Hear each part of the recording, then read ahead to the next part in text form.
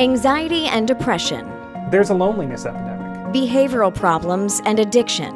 What we see is how they're so intertwined. Mental illness wears many faces, spreading throughout our communities. They can't relate to their neighbors. Devouring our friends, families, and co-workers.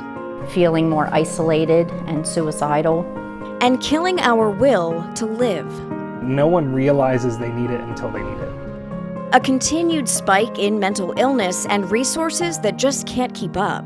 People are out of options. Which is why things have to change. The fact that mental health, has really been, a forgotten part of healthcare in America. Tonight, Fox 43 is talking about the triggers. I think every parent at this point knows the impacts of social media. How's it going? Having candid conversations. Talking about it and having those open conversations with employees, because you never know what somebody's going through.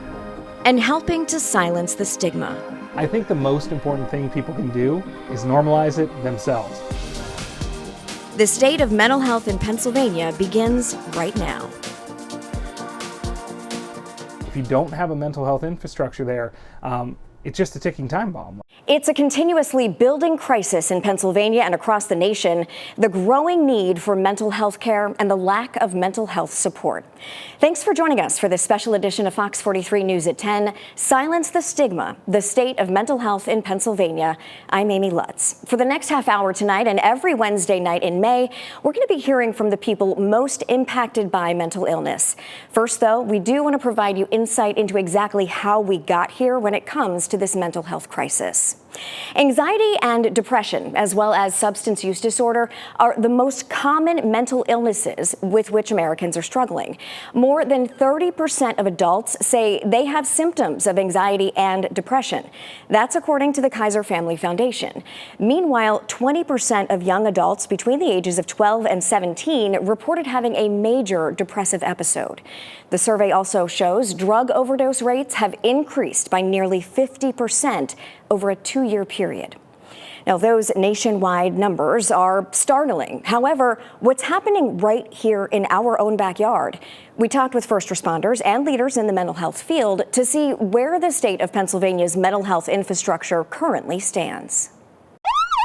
Pennsylvania is in a crisis, years in the making. A lot of people are in somewhat of a denial that mental health affects their communities. Nate Harig has been with Cumberland Goodwill EMS in the Carlisle area for more than 20 years. He's well aware of the issues that have been plaguing Pennsylvania's healthcare system. So a lot of people, when we encounter them in crisis, we take them to an emergency room, and they're held in that emergency room until they can find bed placement to kind of get them the psychological help that There's no beds in Pennsylvania, especially in this immediate area. So we're regularly driving to Clarion in Pennsylvania. We're regularly driving to Philadelphia area just because there is nothing locally that we can really provide for these patients who they just need a little bit of mental health counseling. Leading up to the COVID pandemic, access to mental health care varied across demographics. Now, nearly 32% of adults report feeling symptoms of anxiety and depression, with about 23% saying they have unmet needs for counseling, according to the Kaiser Family Foundation. We talked to Harig 2 years ago during the height of the pandemic about the lack of care, and this is what he had to say. Here in Pennsylvania, we're beyond crisis. We're at neglect. When asked how the situation is now 2 years later, and it still hasn't gotten better. It's still, the stress of life just isn't being dealt with, and the pandemic really amplified it. And when mental illness treatment needs go unmet. When they are in the throes of a crisis, it can lead to, at best, an arrest and a criminal prosecution, and at worst, it can lead to a serious altercation. Patients in the middle of a mental health crisis could at times run into law enforcement instead of EMS. That's why in York County, area leaders continue to build out the co-responder program. We help people that are in an immediate or emergent crisis. They're either suicidal, homicidal, psychotic, have substance abuse issues. Angie Alvarez was York County's first co-responder and helps police engage and work with people who are in a crisis. She has helped grow the program to several municipalities in the last 2 years. I always call it being in survival mode. When you're out there on an actual scene and they're in the middle of the crisis, you just do what you need to do to help that person get through and make sure everyone's safe. And York County officials say it's working. Out of that 899 contacts, only 1% led to an arrest. Only 1% of individuals were arrested. That's highly successful. The Co-Responder Program is a collaboration with WellSpan Health. It started with York County Regional Police and Spring Garden Township, and now has expanded to 11 police departments, including 2 in Adams County. Barker says the program isn't meant to replace law enforcement, but to help them better understand the community they're serving. The biggest need for the mental health community is more money to support the deteriorating infrastructure. Not only do state and area leaders see this need, but so do a lot of people within the local communities. For every person who is not in this room, there are so many behind who can't get up out of bed. This week alone, I have spoken to 5 families who in the last couple weeks, their person, their child, has completed their life by suicide. That's in our community. That's Andrea Katz, a chaplain with UPMC Carlisle and a Cumberland County resident. She's just one of dozens of people who showed up to several town halls hosted by Cumberland and Perry County leaders to push for more local mental health funding.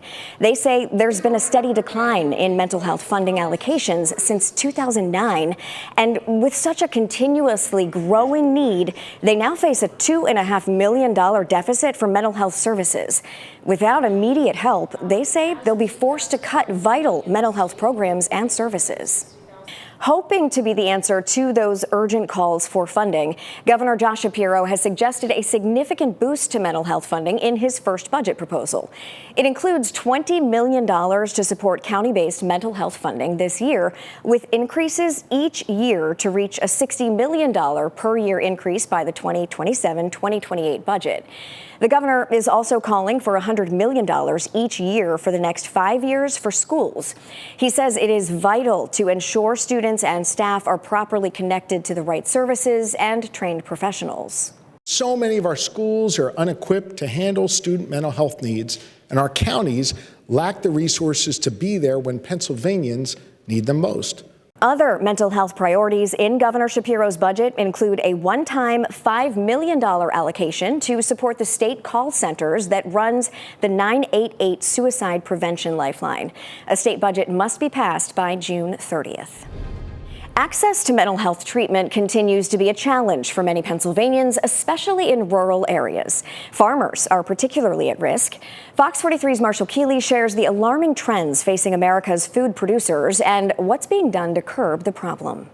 A farmer's job is never finished. The demand just does not quit. But their way of life is getting harder. It's becoming very stressful even more as the years go on. They're feeding, fueling, and fertilizing a nation despite increasing costs, environmental pressures, and scrutiny. Some are struggling to keep going, worried their generation will be the last. Still, on the farm, there's not a moment to waste. Generally, a farmer is themselves and their family, and they've got work to get done. You have your routine, and you really just don't have time to sit around and talk. And they tend to continue to go right on through doing their daily jobs, but forget about taking care of themselves. I think everyone thinks of mental health as a weakness. Ignoring the problem can prove costly. I know that from being a child, I've heard of farmers, even committing suicide. The most recent data compiled by the CDC outlines the issue. Tallies from the National Death Reporting System show the rate of farmer suicide in 2016 was among the highest of any occupation,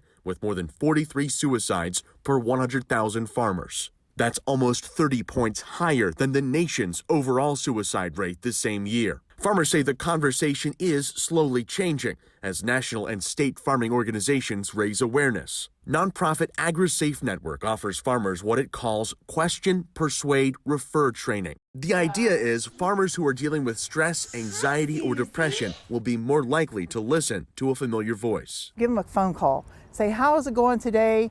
I saw that you weren't out and about, and this is where we need to check up on each other. It's easier than ever for farmers to find help right away. The state's Agri-Stress Helpline is available 24/7. These are folks who are trained in agriculture. They're familiar with your stresses. They know your way of life. So you're getting a friend on the other end of the phone. It really shouldn't be a stigma Everyone goes through difficulties of different kinds, and if we all communicate about any topic, we can help one another and glean a little bit from each other. Drought, flood, feast, or famine, advocates are ready to help farmers harvest hope. Marshall Keeley, Fox 43 News.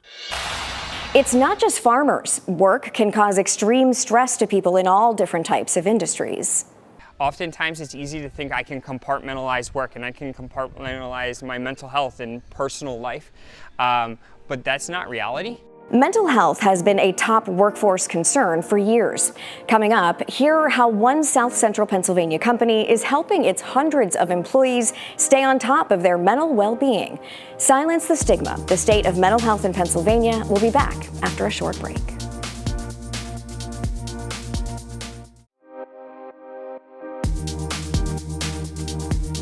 Mental health is a top workforce concern across so many industries. According to the World Health Organization, approximately 12 billion workdays are lost every year to conditions like anxiety and depression. Fox 43's Alyssa Kratz highlights one Lancaster County employer that's working to increase mental health support for its workers. How's it going? Pretty good. Yeah? It's been a good week, yeah. Every week, Michael Lewis walks in and out of the shops and cafes that make up Kitchen Kettle Village in Lancaster County. So you're keeping really busy. Yes, that work-life balance and all of that. But he's not just a frequent customer. Mike is Kitchen Kettle's workforce advocate. I am walking around building relationship, just hearing about how people's day is going and being available if there's a need. He also takes time to meet one-on-one with workers and managers. It's all part of a year-old partnership between the village and the Factory Ministries, a social services organization that focuses on alleviating poverty. But we define poverty a little differently. It's a lack of resources.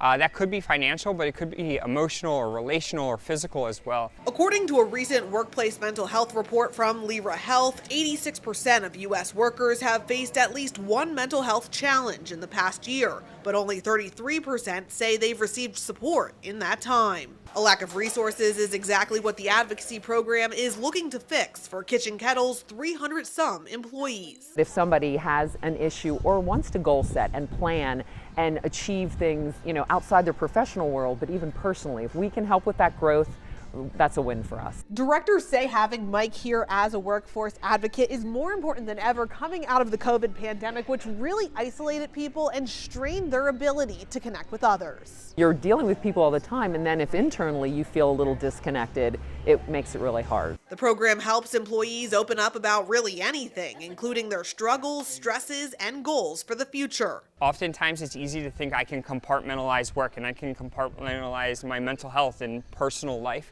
but that's not reality. In turn, allowing them to have better relationships with each other as well as with guests, something Kitchen Kettle believes benefits workers and helps the company retain employees too. If we can make our employees happier, healthier, better at work, they're going to be better at their job. They're going to be spreading happiness. Alyssa Kratz, Fox 43 News.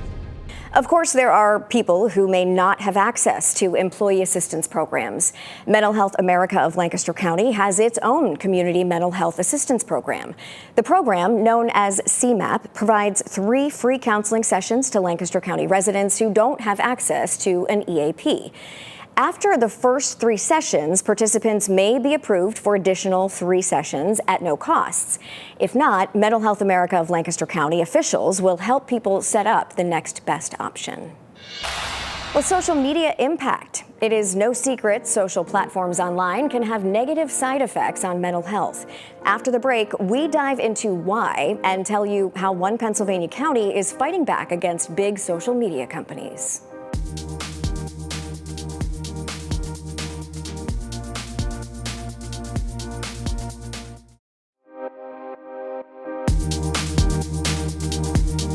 Casinos do this, we know that. And you're going to put in $20 and you win $5, and you keep playing. Whether it's likes that pop up or just using the algorithms to see what are you focused the most on. Compulsive habit forming, even addicting. Those are all words that Pennsylvania leaders and health experts say describe social media use in our society. A lot of people tend to fall prey to the inebriating tactics of social media companies in 2023, though one group in particular seems to be the most common victim: we dive into how social media has impacted one of the most vulnerable groups of people and the way one Pennsylvania county is fighting back. There's definitely the dark side, like the bad side, where people behind their screens will comment anything. 20-year-old Robin from Chester County dealt with depression early in life, and she attributes part of that diagnosis to cyberbullying on social media. Having had like such struggle with my mental health, getting like a negative comments, it would make me spiral. It was absolutely devastating. Instagram, Snapchat, TikTok. 81% of teens and 69% of adults in the U.S. use some form of social media. That's according to the Pew Research Center. Health experts say the reinforcing nature of rewards, such as likes or comments, keep people coming back for more. Can be habit forming or designed to be actually addicting. The most common comparison is gambling. It's very much like a slot machine. It's not predictable, and that actually reinforces you to do it more and more. That's exactly why school districts and groups across the country are targeting social media companies. Here in Pennsylvania, Bucks County leaders filed a 109-page lawsuit earlier this year against the owners of some of the biggest platforms like Facebook, TikTok, and Snapchat. They argue those companies have targeted the country's most vulnerable population while comparing social media to a casino that fits in your pocket. It's obviously a form of psychology that is manipulative, and they're using it to make money. We think it's irresponsible, especially when you know now the impact on people who, or especially younger people who are so impressionable. The lawsuit claims youth mental health problems have advanced in lockstep with the growth of social media over the years. It accuses those companies of violating Pennsylvania's public nuisance law by creating a, quote, mental health crisis in the Bucks County community. More than a third of our young people are having issues with depression and anxiety and negative self-image and suicidal ideation, and those things that are all higher than what our mental health staff has seen before. The biggest hope for the outcome of the lawsuit: to get them to change behavior. We want to use those things, but we want to know we're doing it in a safe manner. We don't want to be contributing to the problem. While those who have felt the firsthand negative impact say there are upsides to an online presence. I really believe that there is a positive side that can actually genuinely uplift people, and people talk about their struggles so people can understand oh, I'm not the only one going through this. Robin not only shared her experiences with social media and battling depression, but seeking treatment as well. Sharing her story is just part of what we have coming up for you this month. Thank you for joining us for this special edition of Fox 43 News at 10, Silence the Stigma. Next Wednesday night at 10 p.m., we're silencing the stigma around the current mental health crisis plaguing kids in Pennsylvania and across the country. We'll tell you how lawmakers are looking to combat the issue from the state capitol while giving advice on how to talk to the children and teens in your own home. Again, that's next Wednesday night at 10 p.m. Stay with us. Fox 43 News at 10 starts right after the break.